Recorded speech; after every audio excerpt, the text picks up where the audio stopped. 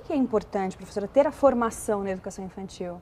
Porque há um tempo atrás, imaginava-se, era comum, conversando com as professoras, a gente pode observar, que bastava gostar de criança para trabalhar com a educação infantil, né? A ideia era assim, bastava ser mulher, tinha que ser mulher, porque mulher, obviamente, já nasce sabendo cuidar de crianças, o que não é verdade, né?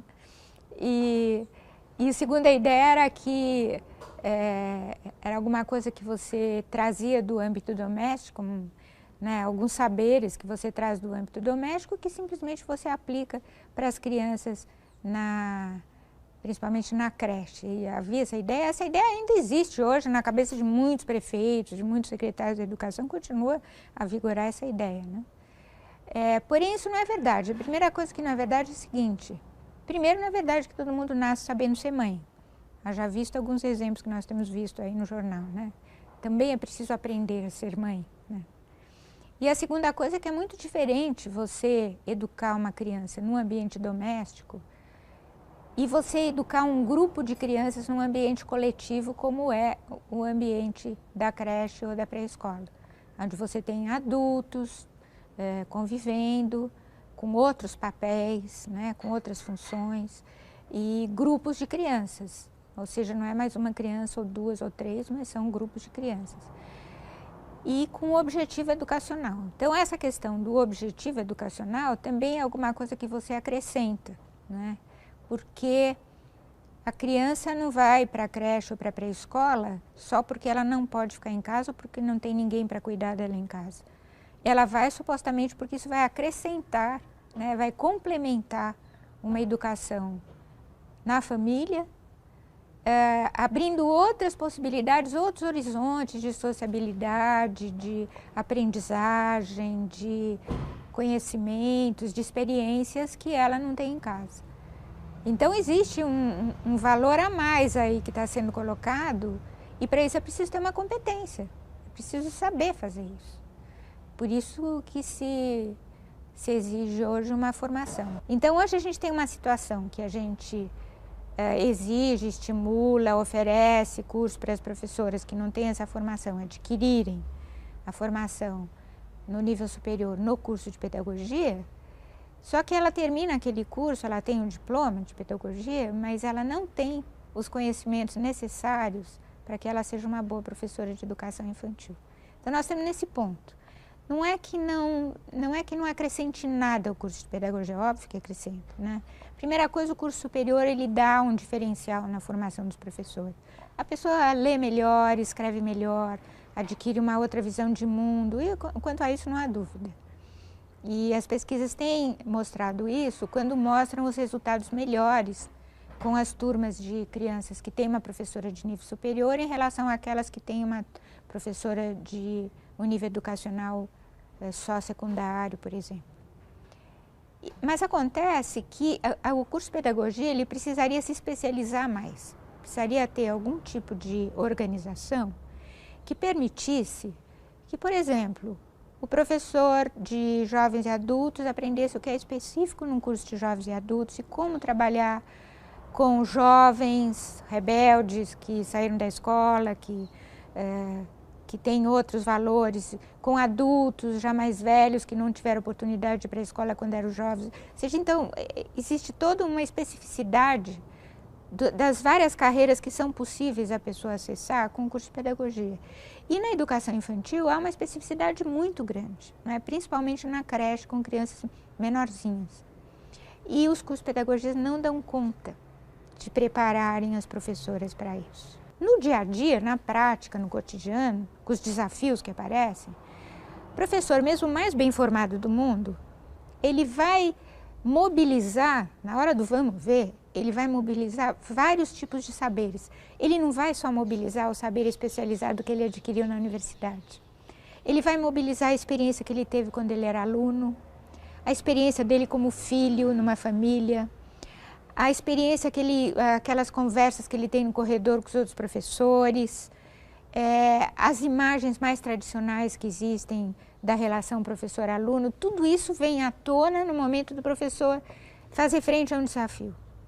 Se isso acontece com aquele que é bem formado, você imagina o que não acontece com aquele que não tem essa formação específica. Então, as questões do senso comum, as posturas tradicionais e já ultrapassadas, né, os vícios que a gente foi acumulando durante muitas décadas, e os problemas todos que a gente já sabe que existem nas escolas e tudo mais, tendem a se perpetuar, porque na falta de um saber especializado, a professora ela vai fazer aquilo que a colega mais velha está fazendo na sala do lado. E às vezes replicando um erro, talvez. Exatamente. E a gente pega isso nas declarações das professoras e principalmente naquilo que as orientadoras educacionais ou as supervisoras das secretarias de educação contam do que acontece nessa tarefa de orientar as professoras e tentar inovar, tentar mudar algumas práticas. Por exemplo, muitas professoras falam, mas eu sempre fiz assim e sempre funcionou muito bem, né? Então agora você me vem que não, que eu tenho que fazer de outro jeito, não vai funcionar. Porque aí você teria que estar discutindo, mas o que é funcionar bem? Exatamente o que é funcionar bem? Qual é esse conceito de funcionar bem, né? É todo mundo ficar quietinho, ninguém conversar, não ter conversa, não ter atividade autônoma das crianças, as crianças só fazerem o que a professora manda, isso é que sempre funcionou bem? Se for isso, não está legal. Quer dizer, isso a gente sabe por todos os outros estudos sobre o desenvolvimento das crianças, sobre a aprendizagem nessa faixa de idade e tal, que não é isso que é funcionar bem, né? Então, essas coisas são muito difíceis de mudar.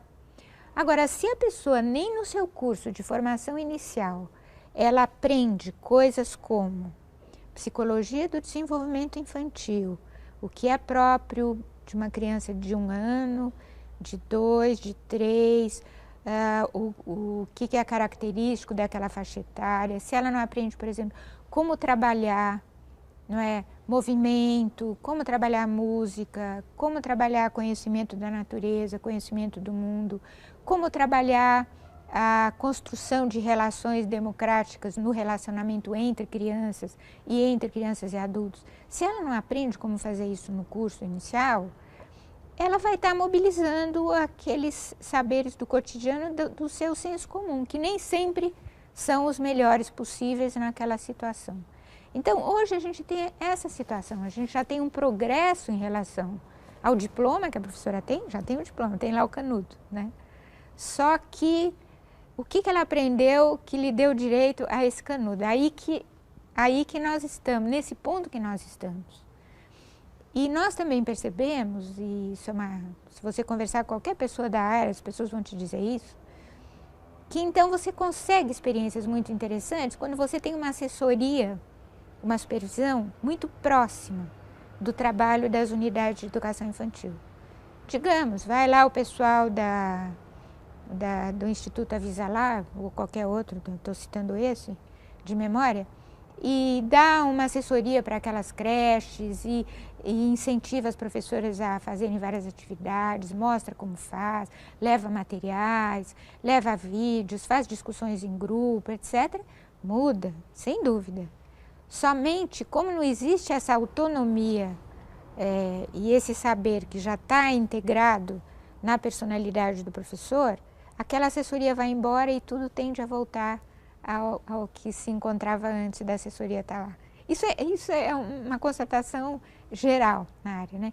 Então, então, isso nos diz o seguinte, tudo é necessário, ou seja, é necessário mudar o currículo dos cursos de formação inicial, sim, é necessário. É necessário ter uma formação em serviço permanente, sim, é necessário.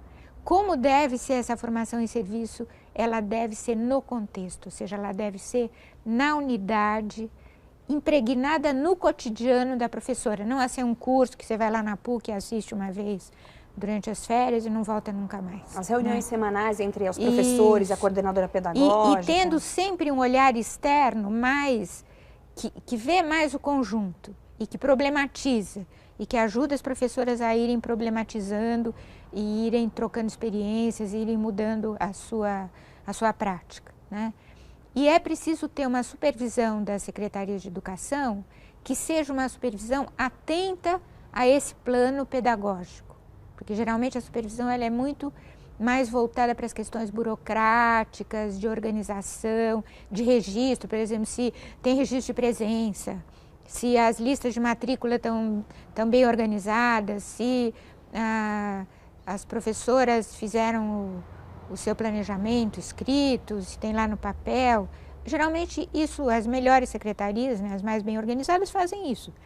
Porém, elas não fazem esse acompanhamento do que realmente acontece no grupo de crianças, no planejamento que é colocado em prática, ou seja, no que realmente acontece, no que realmente as crianças experienciam no seu dia a dia.